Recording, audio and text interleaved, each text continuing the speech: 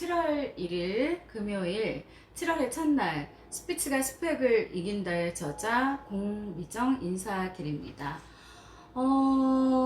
날씨가 정말 더워요. 저도 사실 더위 그렇게 타는 편이 아닌데 이거 무슨 일이지 할 정도로 가끔 하늘을 올려다보면서 오존이 뚫렸나? 이게 웬일이지? 그러니까 머리를 이제 가면이 많으니까 풀르고 이제 갈 때도 있는데 가끔 차 안에서는 괜찮은데 그 전철을 이용하거나 대중교통을 이용할 때 머리를 푸는 순간 이 목 쪽으로 그냥 땀띠가 쫙 나더라고요. 그래서 이건 아닌데 이제 이런 생각을 했어요. 환경에 대한 관심들이 요즘 높잖아요. 좀 더 환경을 돌아봐야 한다는 그런 부분에서 좀 공감이 되더라고요. 내과를 이제 잠깐 들렸어요. 성대가 한 80%는 돌아왔는데 의사 선생님께서 먹고 바로 눕는 습관 하지 말고 대부분 역류성 식도염에서도 또 이 후두 쪽으로도 영향을 줄 수 있다고, 그리고 카페인 섭취 많이 하지 말고, 그리고 무엇보다 감기 조심하라고, 지금 코로나가 다시 재유행을 하고 있다고 엄청 겁을 주셔서 내가 지금 막 이렇게 야외에서도 마스크 안 쓰고 막 돌아다닐 때가 아니구나 하고 또 자각을 하게 되더라고요. 정말 정말 지긋지긋한 코로나입니다. 자, 오늘은 제가 잡지에 기고했던 좀 약간 반응이 좋았던 글인데요. 여러분들도 좀 곰곰하게 생각해 보시고 또 각자 의견도 주셨으면 좋겠어요. 세상에서 가장 어려운 것, 인간관계. 예. 어떻게 된 게 어른들의 숙제인 것 같아요. 어릴 때야 서로 이해관계가 없고 뭐 돈으로 얽히는 사이가 아니고, 다만 질투하고 경쟁을 해도 학습적인 부분이니까 좀 순수했기 때문에 뭐 화가 나서 싸웠다 하더라도 삐쳤다 하더라도 금방 풀어지고 했었는데, 어른이 되어서 이 사람이 정말 내가 함께 갈 사람이라고 생각했었는데 어떤 한 부분에서 실망을 하게 되면은 또 다시는 보게 되지 않고, 그 어른들 사이에 아이보다도 못한 어떤 그런 절교의 형태들이 많이 나타나서요, 제가 이 글을 썼었어요. 뭐 어떤 상대를 짚어가지고 하는 이야기는 아니니까 절대 오해하지 마시고, 저야 항상 강연을 할 때 불특정 다수를 대상으로 강연을 하니까 괜히 또 글 쓰는 것도 참 무서운 게, 예전에 이제 글 쓰면은 블로그 글을 이제 한참 집필을 하면은요, 가끔 언니 그 얘기 나한테 한 거예요 하고 이렇게 연락 오는 후배도 있었어요. 근데 저는 그게 아니었는데, 그 친구는 좀 약간 약속을 잘 안 지키는 친구였는데, 제가 약속이라는 거에 대해서 이제 글을 썼더니 본인이 이제 도둑이 지발저린 그런 행태가 나타난 거죠. 그리고 가끔 이제 유튜브 하다가 요즘에 댓글창을 제가 아예 닫아버렸거든요. 이제 실갱이 하고 싶지가 않아서. 근데 저는 이제 노출이 되는 그런 사람이다 보니까 이미지적인 면에서 훼손이 된다거나 이 사람하고의 어떤 그 기본적인 어떤 명예적인 부분에서 이제 실추가 된다거나 했을 때는 관계를 맺을 수가 없어요. 그러다 보니 그 댓글 같은 거에도 굉장히 예민하고, 그렇다고 해서 SNS나 아니면은 뭐 이런 유튜브나 이런 걸 안 할 수도 없는 사람이잖아요. 그러니까 나라는 사람 자체가 브랜드이기 때문에 그 부분에 대해서 항상 고민한답니다. 그래서 페이스북은 아예 안 하고 인스타그램을 요즘 다시 시작했는데 가끔 뭐 이상한 DM이나 쪽지 같은 게 와요. 직업병이 있어서 딱 벌써 보면 내가 뭐 뉴요커라고 하면서 뭐 영어를 가르쳐주고 싶대요. 너무 웃겨요. 저도 한영어 하거든요. 그런데 영어는 안 하고 무슨 번역기를 돌려요. 이제 전형적인 사짜버죠, 사기꾼이죠. 그러면 그 태그에는 창원이 돼 있어요. 창원인데 뉴욕이래요. 그리고 자기는 무슨 해양학자래요. 요즘 이렇게 극성맞은 사기꾼들이 경기가 어려워져서 그런가? 왜 이렇게 점점 늘고 있을까? 결과적으로는 안 속는 게 가장 중요하다는 그런 생각이 들었어요. 이제 날씨가 덥다 보니까 에어컨이 이제 차에 잠깐 망가져가지고 바람이 좀 이렇게 미지근하게 나오는데 분명히 작년에 갈았었어요. 그런데 이제 어떤 일이 있었냐면, 제가 그 집에서 이렇게 나오다가 백미러가 한번 이렇게 손상이 된 적이 있었어요, 기둥이랑. 그런데 백미러를 고치려고 전화를 했는데 금액이 좀 다니던 데가 비싸서 약간 큰 곳에다가 뭐 있어요. 네, 그 H사에서 운영하는 거기에 이제 전화를 했더니 한 10,000원 정도가 싸더라고요. 그 사람 심리가 어때요? 또 10,000원이 싸면은 거기에 가게 돼 있죠. 갔어요. 다 고치고 나서 나오는데 제 차가 조금 흔들린다는 거예요. 그래서 이거 뭐지? 느낌 쎄한데? 이 사람 나한테 뭐 하는 거지? 그야말로 흔히 말하는 차량이나 이런 데는 여자들이 잘 모르니까 덤터기를 씌우려고 하나? 하고 이제 바짝 긴장을 했죠. 그래서 제가 그때 물어봤어요. 아, 선생님, 그러면 이거 그냥 그대로 타고 다니면 죽어요? 이렇게 이제 직선적으로 물으니까 그 사람도 당황을 하더라고요. 그건 아니래요. 아, 그럼 알았다고. 그리고 왔어요. 그 다음에 엔진 오일을 이제 어차피 집을 바꿨으니까 갔죠? 갈러 갔더니 에어컨이 좀 미지근한 바람이 나온다고 했더니 에어컨 컨버터의 문제라고 하면서 30만 원을 부르더라고요. 그래서 찜찜해가지고 제가 조금 깎아달라고 거기 사장 보고 얘기를 했더니 그 사장 말 제가 굉장히 당황했어요. 뭐라 그러냐면 지난번에 백미러도 싸게 해줘서 자기네들이 곤욕을 치렀대요. 그러면서 2만 원 정도를 빼줄 수가 있다는 거예요. 그래서 이제 뭐 에어컨은 금방 고치는 게 아니니까 약간 그 예약 시간을 이제 뒀죠. 그리고 나서 이제 오늘 갔는데 가면서 바람이 나오더라고요. 에어컨 바람이. 그런데 저 사람들은 3번째 대해봤는데 느낌이 좀 약간 이상하다. 저거는 아니다. 그리고 그때 그 사람이 말했던 그 태도가 본인들이 금액을 부르고 본인들이 깎아주겠다고 해서 갔던 거였고, 또 심지어 그 타사와 10,000원 차이밖에 안 나는데 막 그런 식으로 이렇게 사람한테 그 뭔가 말을 한다는 것 자체가 좀 용납이 안 돼서 제가 취소를 하고 그 전에 다니던 곳에 갔어요. 갔는데 얼마에 고쳤는지 아세요? 96,000원에 고쳤습니다. 20만 원이나 싸게. 기가 막혔어요. 아무 문제도 없대요. 그냥 가스가 조금씩 새는 거였는데 그 부위만 해결을 하면 된다고 해서 그 선생님한테 너무 감사해가지고 그 바카스 한 박스 사다 주고 왔거든요. 갑자기 이건 내가 정신 차리지 않으면 세상은 정말 그냥 눈 뜨면 코 베어간다는 그 옛말들 그런 거 하나도 없고, 또 어떤 분이 그 얘기를 하더라고요. 점점 더 사람들이 많이 특히 영악하고 사악해지고, 한국 사람들이 지금은 예전엔 중국 사람들이 좀 극성맞다고 했는데 한국 사람들이 전 세계의 어느 곳에 가서나 다 비집고 있고, 또 한국 사람들이 굉장히 좋은 사람들도 많지만 약간 사악한 사람도 많아서 사기꾼이 유난히 많은 그런 나라라고. 그게 다 뭐 때문이냐? 유튜브 때문이다. 왜? 유튜브를 보고 막 이상한 정보나 지식을 얻고 전문가가 아닌 그런 다른 비전문가가 나와서 하는 행위들을 믿고 그대로 실천하니까 이런 사회적인 어떤 문제가 생기는데, 우리가 좀 그런 면으로 많이 뒤돌아볼 필요가 있지 않을까, 그런 생각을 해봤어요. 네. 자, 세상에서 가장 어려운 거 인간관계.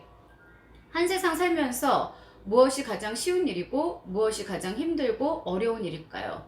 물론 사람들마다 다 차이가 있겠지만 누군가 제게 묻는다면 대뜸 인간관계라고 말할 것입니다. 인간은 누구나 일생 동안 참으로 많은 사람들과 만나게 되고 또 크고 작은 관계를 맺게 됩니다.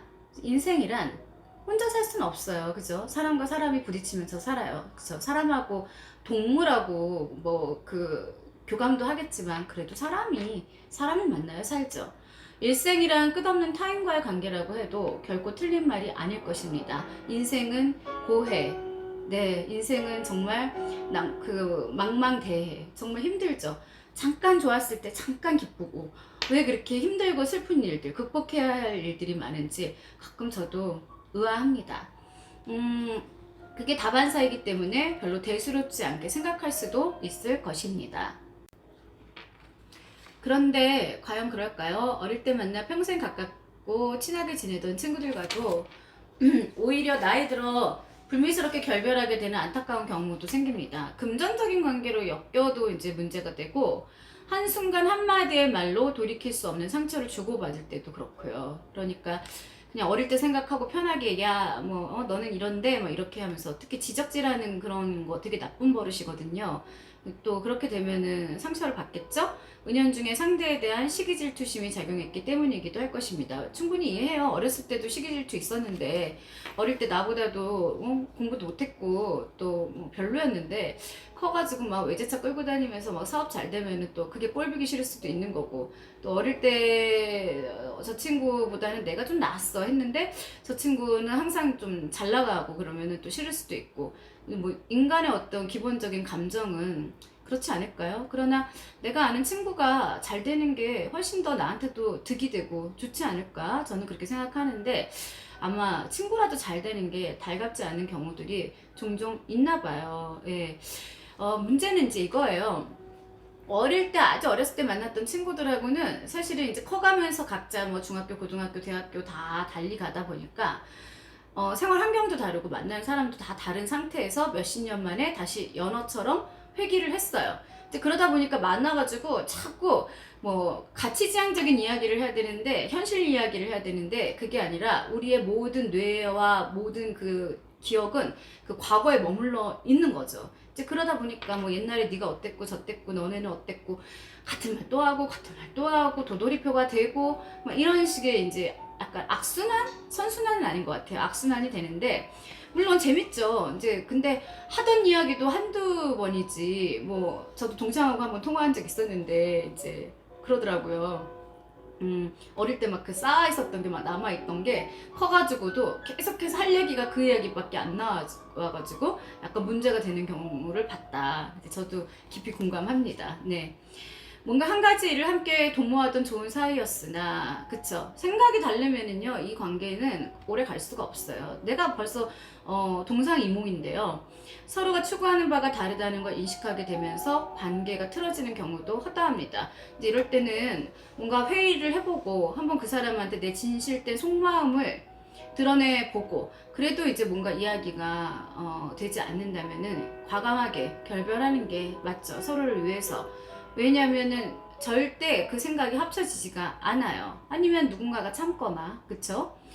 상대방의 언행이 자신의 생각과 한참 거리감이 있다고 판단될 땐 여지없이 험악한 사이로 돌변하기도 합니다. 그런 걸 얼마나 많이 보고 살았겠어요. 이 세월을 살아오는 동안. 이제 그러다 보니까 이제는 놀랍지도 않습니다. 예. 좀 더 내 자아가 좀 성숙되기를 바라고, 내가 그런 부류의 사람들하고 휩쓸리지 않으려고 저는 나름 노력을 해요. 누구에게나 지켜야 할 자존심이라는 게 있게 마련이죠. 네. 자존심을 매우 중히 여기는 사람들은 그건 못과도 바꿀 수 없습니다. 그래서 쟤는 자존심이 너무 세, 이런 경우에는 좀 약간 상대방을 억누르거나 짓누르거나 남이 나한테 눈꼽만큼의 이야기도 하는 거를 용납을 못 하잖아요. 예, 그래서 우리가 옛날에 자존심을 가끔은 개존심이라고도 불렀었어요.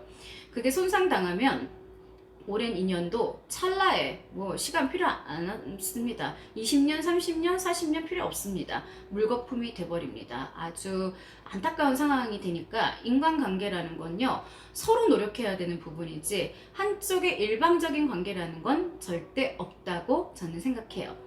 이럴 때마다 인간관계라는 것의 진한함을 절감하게 되는데, 어리고 젊었던 시절과 달리 나이 들수록 사람들 간의 원만한 관계가 그리 호락호락하지 않다는 걸 깨닫게 되는 나날입니다. 아주 풀기 어려운 수학 공식 미분 적분 같은 그런 느낌이에요. 방정식의 개념이 아니더라고요. 차라리 아기 때 만났던 친구들은 덧셈 뺄셈까지는 가능했는데, 와우, 그다음부터는 이제 곱하기 나누기 뭐 미분 적분 이렇게 되니까 어려워져요.